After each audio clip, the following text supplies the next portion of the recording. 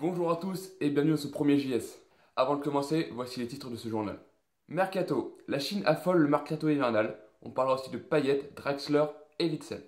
On parlera aussi du retour des clubs de Ligue 1 à la compétition avec les 32e de finale de la Coupe de France. Première Ligue. Chelsea toujours en tête malgré sa défaite face à Tottenham. Arsenal cale à Bournemouth. Coupe du Roi. L'Atlético et le Real Madrid prennent une sérieuse option sur les qualifications. Tennis. Tournoi de Doha. Djokovic, Murray et Tsonga en quart de finale. Biathlon, Martin Fourcade vise une 7ème victoire de suite à Östersund. Dakar, Loeb toujours en tête après 3 étapes. Julian Draxler quitte Wolfsburg et arrive au PSG pour 4 ans et demi et touchera 421 000 euros par mois. Giovanni Lo Celso est lui aussi arrivé au PSG. Le coût du transfert est estimé à 10 millions plus 4 millions en bonus. Axel Witsel, milieu de terrain belge du Zénith Saint-Pétersbourg, rejoint lui le championnat chinois. Il signe un contrat de 50 millions d'euros sur 3 ans. Après Oscar et Tevez, c'est le troisième bon coup du championnat chinois. Le club de l'Ebei Fortune FC, club chinois, serait prêt à dépenser 500 millions d'euros pour faire venir le quintuple vainqueur du Ballon d'Or, Lionel Messi. Avec ce contrat, le joueur percevrait pas loin de 100 millions d'euros par an. L'OM espère recruter Dimitri Payet lors de ce mercato, mais le club de West Ham n'est pas décidé à lâcher sa pépite comme ça. Morgan Schneiderlin serait en bonne voie pour venir à l'OM, puisque le club phocéen s'est placé sur le dossier et que Manchester United ne veut pas le vendre à un club anglais. Prix demandé par Manchester entre 20 et 30 millions d'euros. Les fêtes sont finies et les clubs de Ligue 1 sont de retour sur les terrains. La Coupe de France nous offre de jolis chocs pour cette reprise. Monaco recevra l'AC Ajaccio, modeste 15e de Ligue 2. Marseille recevra Toulouse. Montpellier se déplacera sur le terrain de Lyon et le PSG recevra Bastia.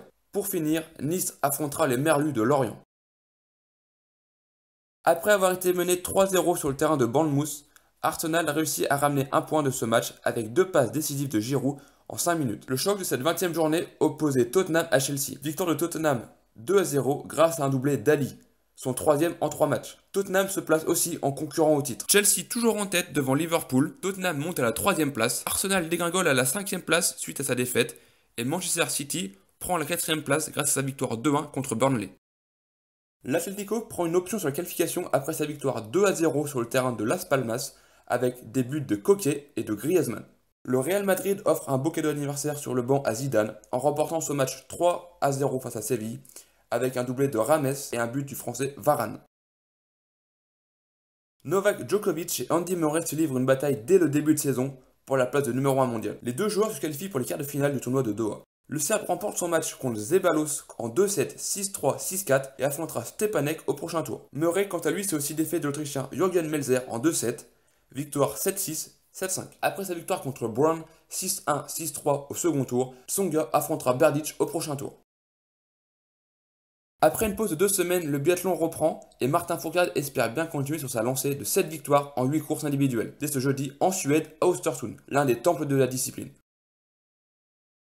Stefan Peter Hansel remporte la 3e étape, Loeb reste leader devant Sainz et Peter Hansel.